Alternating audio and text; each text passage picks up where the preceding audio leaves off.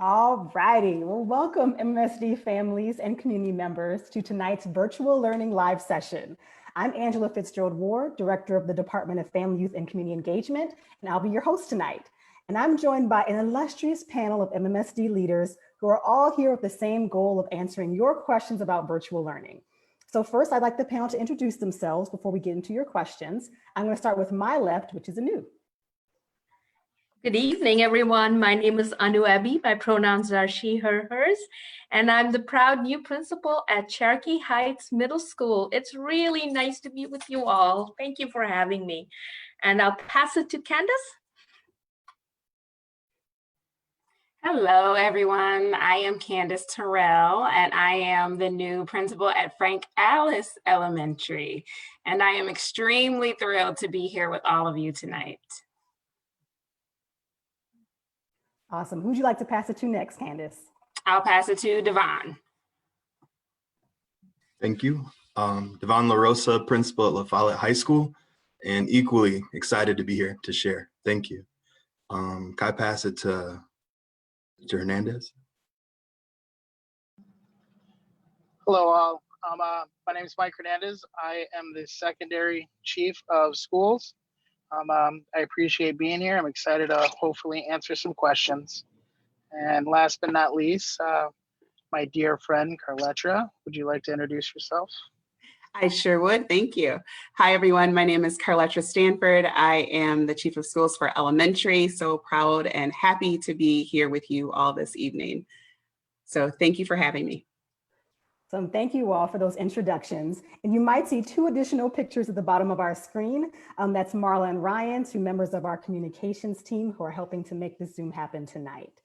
And so as I mentioned, we're here to answer your questions. So we have a few pre-planned questions that reflect themes that families have already been asking a lot of questions about thus far that we are prepared to talk about. But if there are other questions that you have and that the panel is not directly addressing initially, please feel free to drop those questions in the comment section. We want to make sure that we address those questions as well, either by our panelists or by other MMSD staff who are a part of the Zoom team behind the scenes and who will be answering those questions directly in the comment section. So a member of MMSD's FICE team is going to list the names of those who are behind the scenes supporting answering your questions, because we want you to leave with all the information that you came intending to get.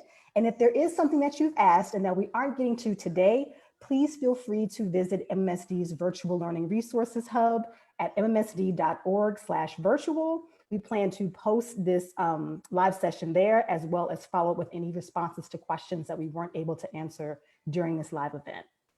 And so to kick us off, there are a lot of questions about learning platforms because some of them are new this school year. And so to the panel, what are the learning platforms for each grade level and how can families get support with using? Who'd like to take that first? For the secondary schools, the learning platform is Schoology. That's not true. Google Classrooms. Yes, I'm sorry. It is Google Classrooms. To get support is that our teachers are available online. They can call as well, and we'd be able to help walk through anything that you might need then. Awesome, thank you for that, Mike. So Google Classroom for the high school students. So what about middle and elementary school? Sure. Like the high schools, we are also using Google Classrooms.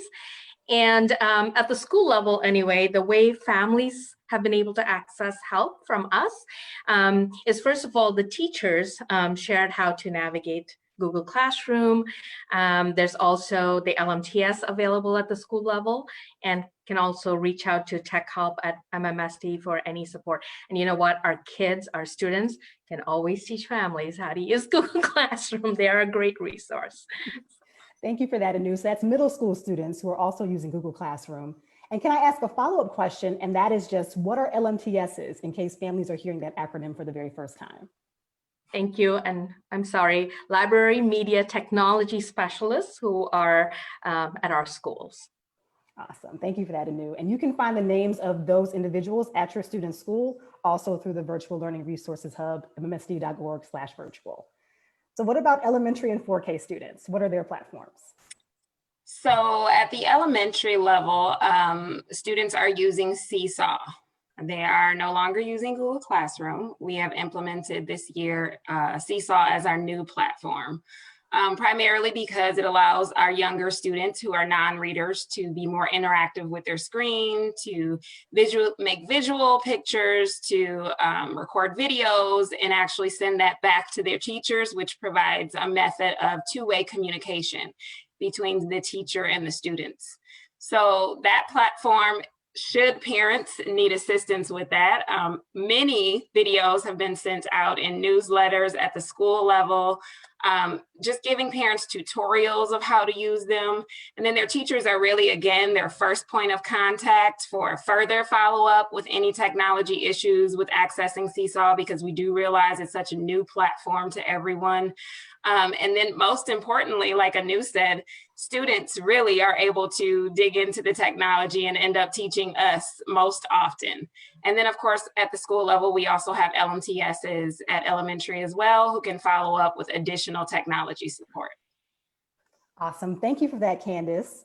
Can I also just address 4K, because you did say 4K, which yes. 4K is just a tad bit different in that their platform is still Ready Rosie, which is their curriculum that they are using. So most often they have Zooms with their teacher, usually an AM and a PM session. And then the teacher provides daily slides in which the parent can access those curriculum platforms with the student. Thank you for that, Candace. Carletra and Devon, do either one of you have anything you want to add, or have they covered it? They covered it all, so I think we're good. Yeah, the only thing I would say is the teacher and the LMTS are definitely resources. If you need additional, I would reach out to, we use the neighborhood structure, and you can find it on our websites where you can see which child or which neighborhood your child is in. And that would be another, you'll see a whole network of people you can call in your child's neighborhood. Thank you for that, Devon. All right, so I'm going to jump off script a tad because this just came through the comments. Of course, questions are whether or not we're going to stay virtual or go hybrid or in person. That hasn't been called yet, but any insights on what that could be as of this moment? So I think it's safe to say that we're going to. Go ahead, Mike. I think it's safe to say that we're going to be using science to make that decision. And working closely with public health. We've worked also closely with the Big Five, the 5 largest districts in the state, as well as Dane County schools, to ensure that we're all in alignment and trying to keep the children and staff's safety and health at the forefront of our decision making. Thank you for that, Mike. Go ahead, Carletra. Yeah, and I'll just add that, it's important to know as well that parents will be given notice so that when those decisions are made, they will have adequate time to be able to plan for their children. And so that's important to note as well. And we will still have a virtual option for parents. And so that would also be available. Awesome. So the suspension exists for a little bit longer, but we'll hopefully hear sooner rather than later kind of what the decision is. Right. Okay. Wonderful. Well, thank you for your responses to that comment section. So keep those comments, questions coming our way. So the next series of questions that we know families have had has been around attendance and then just assignments. So what is considered attendance, and does it vary per grade level?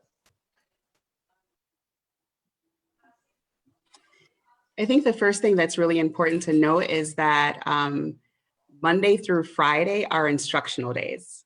Right? So we will be taking attendance at the elementary level at least once a day, and that will occur Monday through Friday.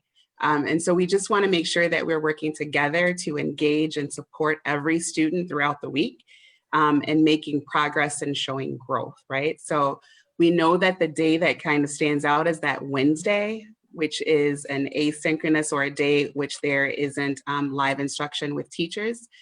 And so that on that day, attendance is done through the engagement of the task that students are engaged in on that Wednesday. And so we do take attendance every day to establish communication with families And that can be done by the engagement that happens when they're on screen during synchronous instruction, and also through the assignments that are turned in. Thank you for that, Carletra. Is there anything you all would like to add to Carletra's response? Because if not, I had a follow-up, and that was just if a student isn't able to attend for whatever reason, maybe it's a technology challenge, but their family member is concerned about them getting dinged attendance-wise for something that was outside of their control, what options do families have related to attendance for those sorts of issues? So I can chime in just at the school level. We encourage families to, again, knowing that your teacher is your first point of contact, we encourage parents to really be in that two-way communication with their teachers so that their teachers are aware that technology is the issue, that they're not accessing instruction.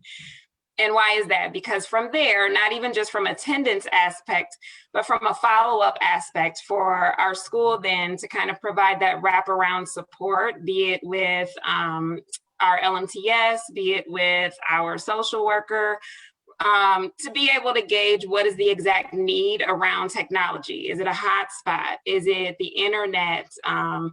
Is it a deeper situation for follow-up? So we're really looking for that level of communication from parents so that we're able to follow up and assist in those technology issues so that it doesn't become something that's happening every day, but something that we can assist and intercept with and be able to provide them with their needs to get them online and in instruction each day. Thank you for that, Candace. So communication is key, right? To still help students to get credit for attendance, whether they're having technology issues or not. The only thing I wanted to, oh, sorry. No, go ahead. The only thing I wanted to add with the communication piece is, and I believe this is all schools or definitely the high schools, you can still call the school and it gets routed to us. Like we have an app called Jabber and it gets routed to us. So you can still call the attendance line. You can call your neighborhood secretary. You could call me if you wanted. It'll ring and it'll actually get to us. And so feel free, if your technology is down, you can't email, you can call us and we'll talk to you and we'll take care of it for you.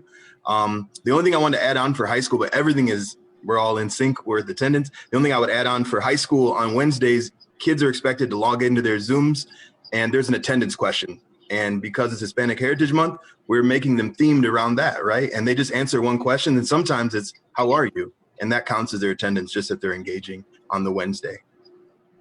Love that. Thank you, Devon. Mike, you had something you wanted to add? Yeah, I wanted to kind of go off of Candace's response on this. Is she talked about the key is the communication. It's also flexibility and understanding that all families are in different situations or structures right now. And so what we are talking about is on Wednesdays, on the asynchronous days, is you have until actually 11:59 p.m. To be able to reach out. And there's still ways in which we know that this is new to everybody. We can fix that the following day as well. It's not a lost day. I know with children, sometimes they might have difficulty accessing it, and they have to wait until the afternoon for parents to be able to help or siblings to be able to help. Guardians, neighbors. This is something new for everybody, and we want to be flexible. And I assure everybody that we, in fact, today we're sitting in a meeting trying to reflect on what's going on, and if we need to adjust this with clear communication, we will. We want to do what's best for our students. Awesome. Thank you for that, Mike. The implied support within the attendance question, that attendance is not meant to penalize anyone, right? Ultimately, we want to make sure students are supported and getting the education that they need. Anu, did you want to add anything to that attendance piece?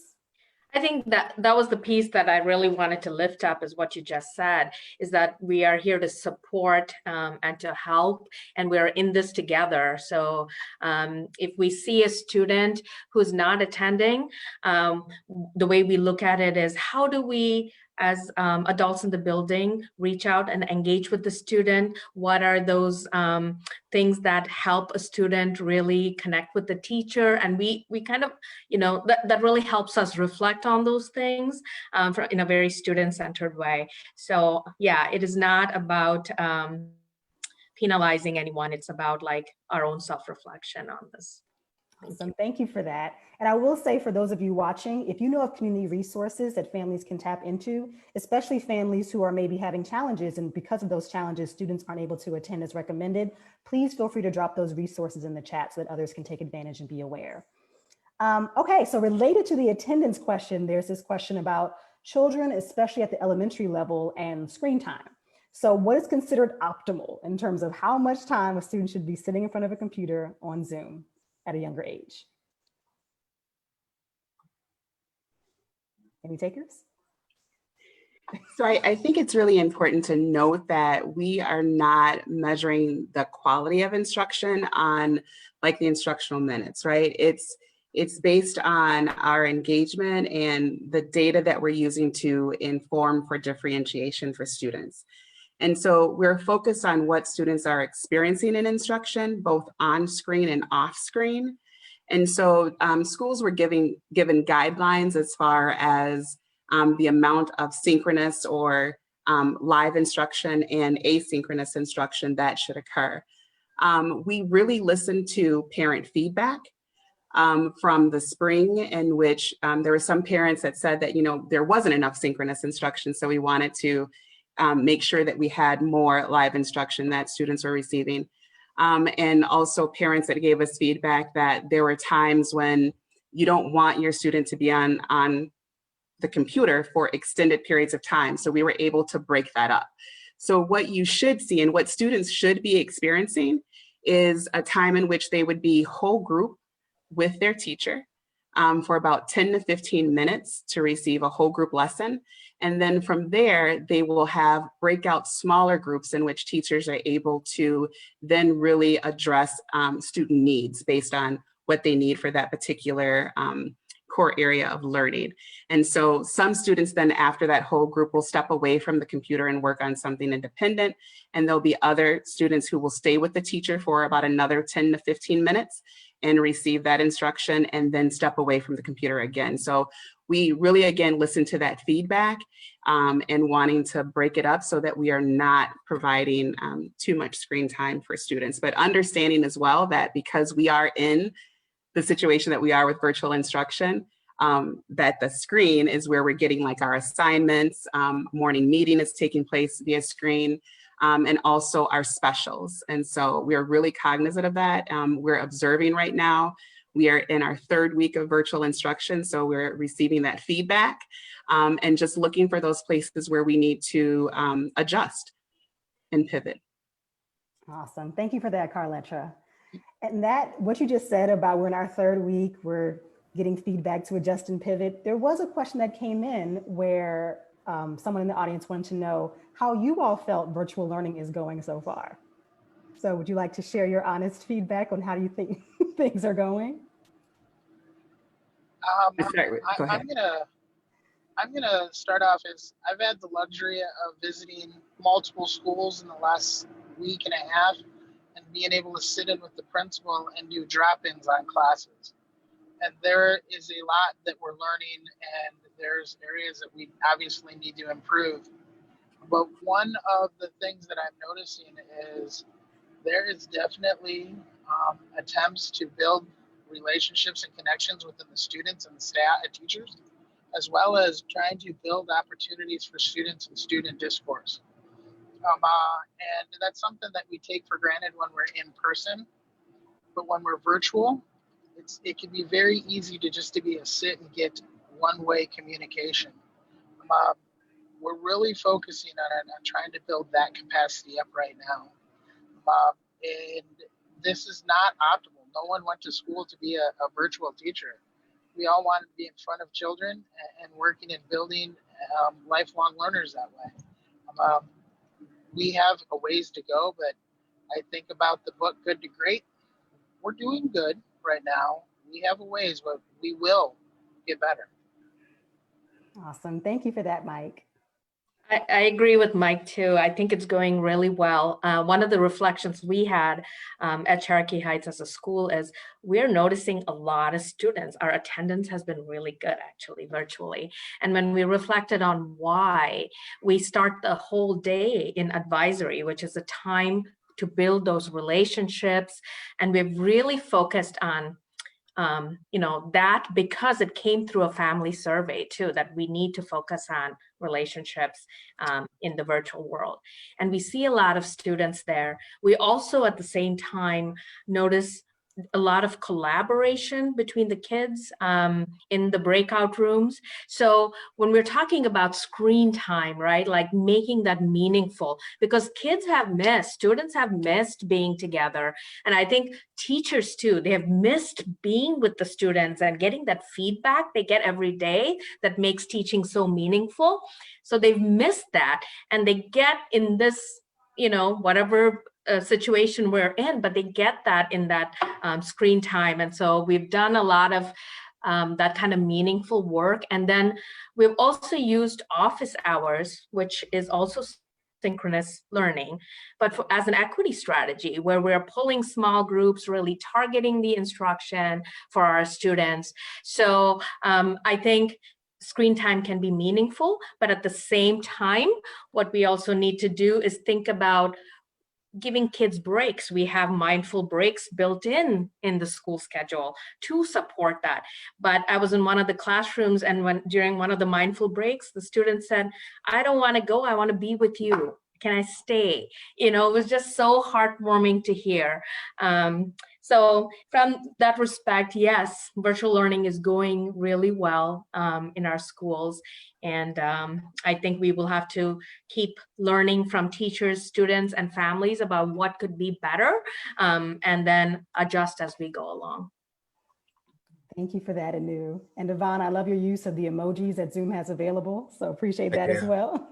Can I share just my Sure. perspective? So in a high school, in a comprehensive high school, like I have a Google sheet that has every class, every hour that's going on.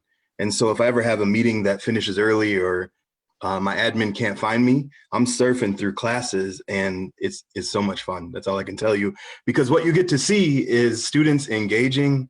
In one particular class, they were doing the log function in the calculus, I believe, and the teacher had a screen up. You could see him, and he was working through it, and kids were interacting, and they were like, "LaRosa, you got this one?" I'm all like, "I don't know what you all are talking about. I'm just listening." But then in another time, I went into another AVID class, and they're working on these statements. It was super cool to see just like the range of what kids are doing, and they're engaging. And in a science class, they were playing a game as an inclusion, and then they went in to start making claims and statements, which I thought was super cool. They'd unmute their camera and then mute it again. And they just like went around to each student. The other thing I think that is super cool is the virtual mentoring piece that like Madison has embraced. So 1,650 students at my school. I have 13 mentees that I check in with, sometimes daily, sometimes every other day, but we Zoom together, we email, we text each other, and they ask, "I need a charger," or "My computer just broke," or "Hey, I'm having trouble with this. Can you help me with this?" Or "Can you connect me with that? I got a job. Can you help me get a bus card?" Each student has a mentee at my school, and I believe the district has adopted this practice, and it's just super cool to connect with kids in this way and know that they have this touch point and this support. So I think that's how it's working for us. Love that. Thank you for that, Devon. Ooh, okay, so we have like 1.5 more questions from our pre-planned list, and then I'm seeing things pop up on my chat. So I'm gonna try to get all these in within the time that we have. And so one question that did come up that I wanna make sure we have time to address was support for special education and ELL students. So would anyone like to speak to that, what that looks like in your school or from the district standpoint? So at the elementary level, one thing I wanna say is that from a school level, we recognize the level of difficulty or added layer of difficulty that virtual learning can have on a family, especially a family with special needs or a family who is an English language learner. So we definitely recognize those barriers. And while we would love to bring every student into our building and be able to service our babies in those buildings, because we know that in terms of quality, like Carletra was mentioning earlier, quality instruction really is maximized with that face-to-face interaction. But we know right now that due to the pandemic, we have those restrictions in place, and we have to be able to limit the amount of students that we can service within the buildings, right? So given that factor though, what we really have worked with our SPED teachers to work on is to make sure they individualize that learning. And the same for English language learners, really looking at how they're collaborating with the classroom teachers to ensure that they're giving an individualized learning experience for all of those students. And that means really looking at what is the plan and how do we modify that for virtual learning so that we're maximizing what that student is able to do when they're at home, right? And that may look a little bit different than another student who is in their classroom, and that's okay. It's kind of like going back to what Mike mentioned earlier. It's recognizing that some families don't get off work until 5, and that student who has those special needs may need someone sitting right next to them and going through some of those pieces of instruction. And that means that at sometimes those educators are making special appointments or special times of check-in around that family schedule so that they're able to access them and still walk them through and have some face-to-face instructional time. So it really is case by case and student by student and family by family. There's really no one size fits all for English language learners as well as special education students. And one thing I will say, especially for English language learners, we're really recognizing as a district our deficits in that area along with special education. But we're really looking to maximize, right, and accelerate the learning of those students as well, and ensuring that those plans match those needs and accelerating those needs as well, just the same as we would with a general education student. Thank you for that, Candace. That individualized approach is so key. Anu, did you want to add anything? Yeah, I think what Candace said is right on. One of the things I also want to add is like the resource alignment for this work is also important, so that making sure that as we schedule people in the classroom, we're making sure that there's co-teaching happening between the teacher who is the ESL teacher or the bilingual research teacher who's supporting the English language learner, or the special ed teacher and the classroom teacher, that there is strong communication happening between the teachers to deliver the instruction that the student needs that is personalized, like Candace was saying.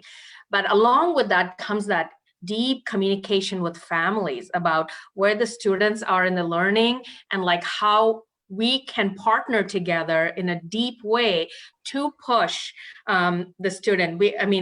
We have high expectations for all our kids, right? Like, how do we partner with the family to do this work together in this difficult situation is something we come back to quite a bit at Cherokee Heights. So thank you. Thank you for that, Anu. Mm-hmm. Yes, you spoke my language, mentioning families and how important that partnership is. Are there any other comments on the student support piece for special education and ELL learners? If not, I will jump to one more question before we transition a bit, and that is around families accessing basic necessities. So where can families access food, school supplies, other things that will be considered basic needs? Well, if you do go on the MMSD website, and it's a backslash, I believe it's food, and Chad Weezy has built this site which it has the distribution centers, and families are able to actually pick up 5 boxes of food of 5 breakfasts and 5 lunches. And so it's a one-stop shop almost, so you're not repeatedly coming back. And that's something that we're doing. And I also know that schools have designated pickup times. I was at Spring Harbor today, and they were doing some supplies pickups in the afternoon there. Safe, socially distanced, pulling up to the curb and getting materials to families. So many schools are doing that as well. Thank you for that, Mike. Yep, I'll just throw it out there that Alice Families, Alice is a site for food box distribution. So you can come Fridays from noon to 1:45, because I just want that to be very known, and access your box of food, which is, I believe, a 10-day amount of food of breakfast and lunches.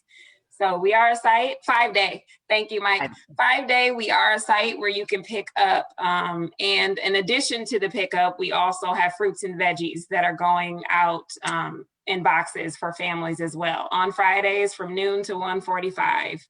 We will also be similarly, as Mike mentioned, organizing supply distribution from art supplies all the way to basic supplies, from headphones to whiteboards, etc. We have a wonderful team at Alice working to put that together to get it out to the families within the next week. Can families have someone else pick up food or school supplies on their behalf? Yes. Perfect. Awesome. So if there are any transportation limitations, then others can pick up things for families who may not be able to get to those sites themselves. That is correct. I will also say Alice also has a mobile food pantry in which they're going out into the community every Thursday. And they have specific sites, because Alice is unique in that we do not have all of our attendance area with all of our families is not within the East Side. We have many who reside in the Rimrock area. And so we also have a mobile pantry that goes around to deliver actually second harvest boxes of grocery items to families. And we recognize we're not meeting all of your needs, because we do know, based on the numbers, that we need to ante up a great deal to be able to service all of you, but we are definitely looking forward to increasing that impact. Thank you for that, Candace. And Angela, I just wanted to add that, so we have 40 school sites that you can do the curbside pickup, and you do not have to pick up at your child's home school. And so I think that's the great part about it as well. So we're trying to make it convenient for families so that they can pick up the food where they need to. And then some folks don't know this, but there's also a pre-order form. You do not have to fill that part out, but you can do pre-orders so that they'll make sure that we have what you need at the site when you go to pick it up. So I think that's just important to mention as well. Thank you for that clarifying point, Carletra. And what I want to add to all of those is our schools have social workers who are in touch with families who may have needs, and the needs may be greater during this time. And we are here to help. Our school social workers, Abby Ray, who has done a lot of this work across our community, and helping families get access to food, school supplies. But speaking of school supplies, when we are in virtual, there's not a lot that is needed, right? So don't feel like you have to go buy everything on the school supply list right now. Just make sure that you have the basics. And if you need those, like pencils and paper, we can get those to you. It's no problem. So. Thank you, Anu. Oh, Mike, go ahead. Just in reference to what Anu just said about the school supplies, I mean, this is the time, like, we thank our community partners like Madison Foundation that has put on the school supply drive and collecting. So the community just wrapped around our schools, our children, donated, so we were able to pick up these supplies, and we have them. So all we need to do, I wish it was an easier way, but we just need people to ask and say they need these so that we can get them to you. Yes, I agree. I just want to really shout out Madison Foundation of Public Schools, because they donated so many supplies to Alice families. I can't even count. We didn't have to come out of our budget for too many extra items. And even after they gave us 275, they came back and gave us the additional items just so we could, make additional bags for all of our students. So I just want to shout them out. We truly appreciate it. And all of our community partners at Alice, you are very appreciated. Awesome. Thank you. Madison Community Foundation, other partners that have supported our school supply needs. You're definitely appreciated. Devon, it sounds like you wanted to say something as well. Oh, I was going to say just the approach that we are taking at the high school is every Wednesday from noon to 6. students are able to pick up things that their teachers are preparing for them. So if you need more clay from the art teacher, you email them and then they'll have it ready for you. And then we use the virtual mentor system. And one of my mentors said, I need a particular book. Can you get that for me? And I was like, we can either deliver it or you can pick it up Wednesday. And so it's just a system and a vehicle of a way we have to get students the things they need. And if you need additional things, just that trusted adult, your virtual mentor, is that connection with the family, right? And so we're able to work with families on whatever they need. All right, so multiple modes of supporting families with basic needs as well as school supplies. So a question that came up in the chat is that there's some latecomers to the live who would love for you all to reintroduce yourselves. And following that, I know, Mike, you have to leave early. So if you had any closing remarks for us, and then we'll transition to a couple more questions before we end the live. So who would like to go first with reintroducing yourself? I'll start. I am Carletra Stanford. I am the co-chief of schools. So Dr. Tremaine Clarity is also a chief of schools for elementary. So good evening, everyone. Candace. Hello, everyone. Again, I am Candace Terrell. I'm the new principal at Frank Alice Elementary, and I'm just thankful to be here with all of you. All right, Anu. Good evening, everyone. My name is Anu Abi. I'm the principal at Cherokee Heights Middle School. And thank you for having me. I'm learning a lot from the panel and from the questions you're asking. Thank you for those. Pass it on to Dema. Thank you. Devon LaRosa, principal at La Follette High School. I also wanted to give one more shout out to the Madison 100 Black Men who also donated, like, it was like a whole pallet skid. I don't know, it was like lots of stuff to us. And I just want to say, give a shout out and say thank you. And I'm happy to be here. And I'll take questions, whatever you got for me. Thanks, Devon. And then last but not least, Mike.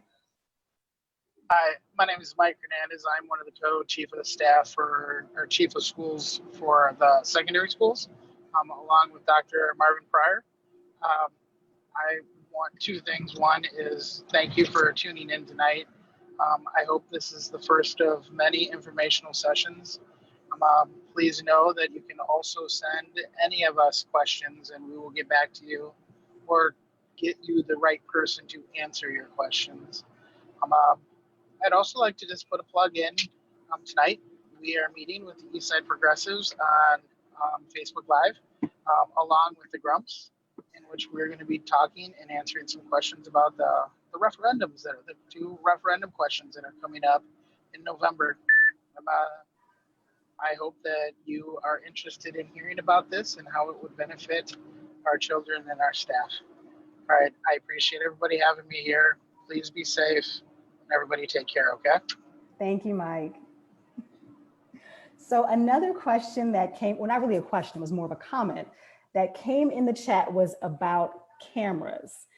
So someone commented that they appreciated teachers who were encouraging students to have cameras on. They were shouting out West High for doing a great job with that. They were saying the experience was different for their middle schooler. And so basically I wanted to put the cameras conversation out there to you all because I know there are differing opinions about cameras, even some underlying equity issues with cameras, enforcing cameras being on, but just wanted you to put out there how you felt about cameras and the connection to engagement. Well, I'll jump in. Yeah, cameras it can be a touchy subject, right? Because when you're on Zoom, the level of engagement is much higher than when you're in the classroom, because when a student joins your Zoom room, they are inviting you into their space as well. You're able to see their background and what's happening in their home. And so it's a much more intimate setting than it would be in the classroom. And I think we have to be very mindful and very flexible in regards to the use of cameras in a Zoom room space, especially when we think of students and coming from many different backgrounds, and they may not always feel comfortable with what's happening in their background to be seen by their peers or even their teacher in some aspects. And so that's kind of a level of we need to appreciate that you came to the Zoom still and you value your education and you are committed to excellence in showing up, regardless of whether you are showing us the space that you are actually sitting physically in, and that you are engaging. And I also want to just throw out too that it's important to note that with Zoom and different levels of technology and connection, that oftentimes turning off your camera is a means for students to actually connect better verbally within the Zoom space. So you will also see students who opt, and even teachers who share that as a way for students with low connection to be able to still access from audio to be able to participate in the Zoom room space. So it's a touch and go, but I do think that we have to remain flexible and not make it per se a requirement when we think of equity, as you mentioned earlier, Angela. We really want to emphasize accessing the Zoom space and accessing your instruction, right? So it's kind of the idea of putting, whether you're coming to class and you have a hood on your head or not, doesn't mean you're not listening, right? So whether your Zoom camera is on or not doesn't negate the fact that you're there and you're present and you're listening. Thank What you. I want, yeah. Yeah.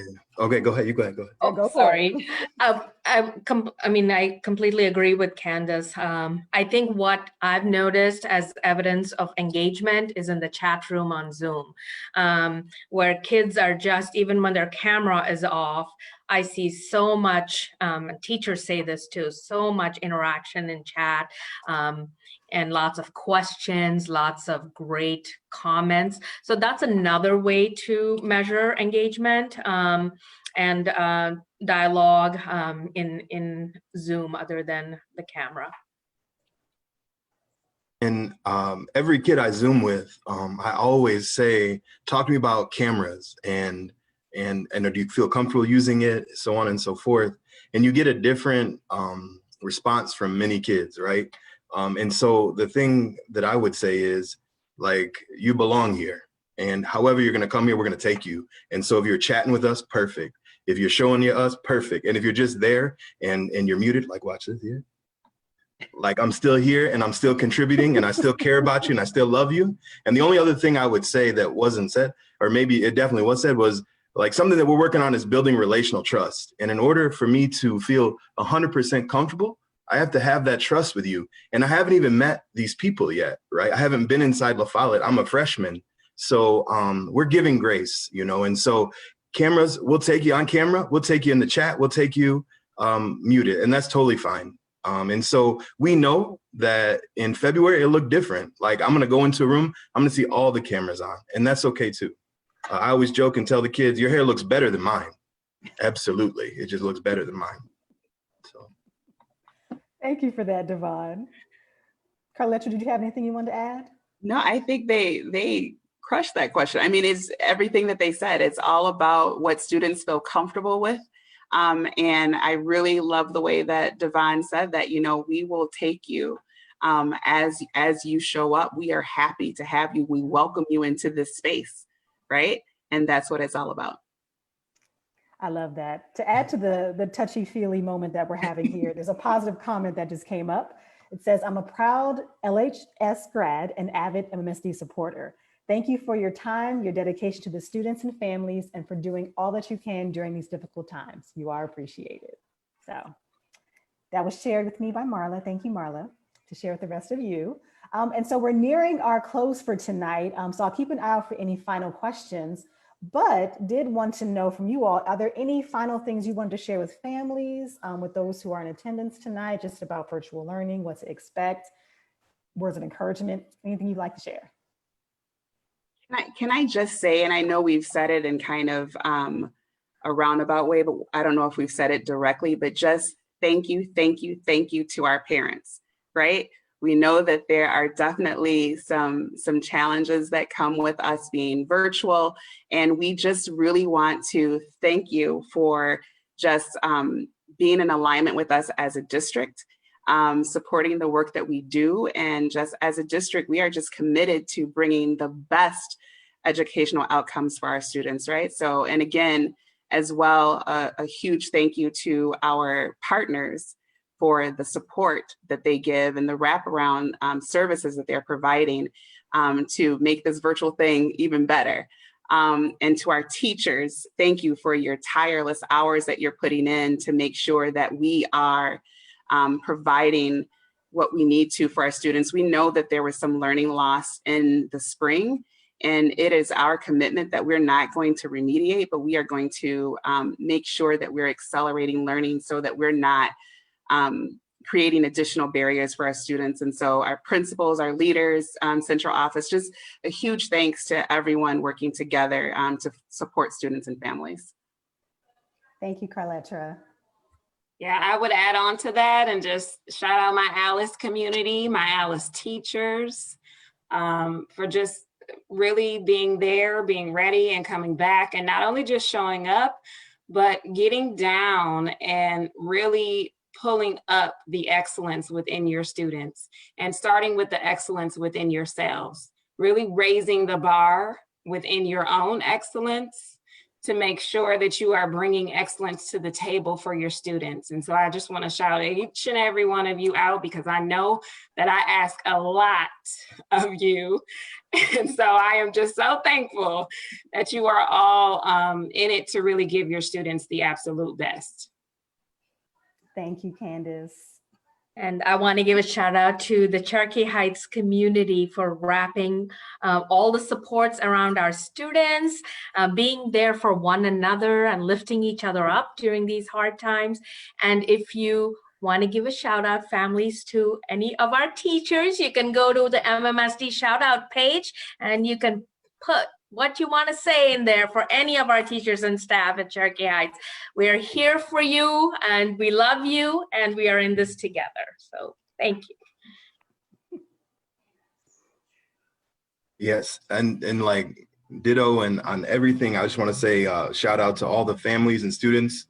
We appreciate you and we're here for you, and anything you need, all you have to do is ask, and we have your back on that. And then our teachers are some of the best around. That's all I can say. And our admin team, and even the support we get from central office. You know, I'm not even sure how I came to be on this call, but I'm super excited that I'm on this call. And so I truly appreciate. But just reach out if you need us, because I can honestly say we're all here for you. And one thing that we always say, we say this many times, is we're going to treat the kids at school just like they're ours, right? If they're doing great things, we're going to tell them that they're doing great things and celebrate them.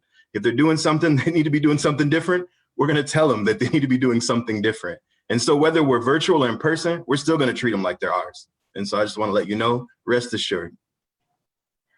Thank you so much to our panel. You all are hyping me up about being in the field of education. I'm like, I'd want to be in that field if I wasn't already doing it. So thank you so much for everything that you shared tonight, for your time, to the communications team, Ryan and Marla for holding it down behind the scenes, for MMSD staff who are in the comment section. I hear that there was so much activity over there. So we'll definitely have to jump in there later to see all the comments and the conversations that were happening that we could not see on our Zoom. And for those who are attending, families, community members who took time out of your Thursday evening to watch us for almost an hour, we so appreciate your time.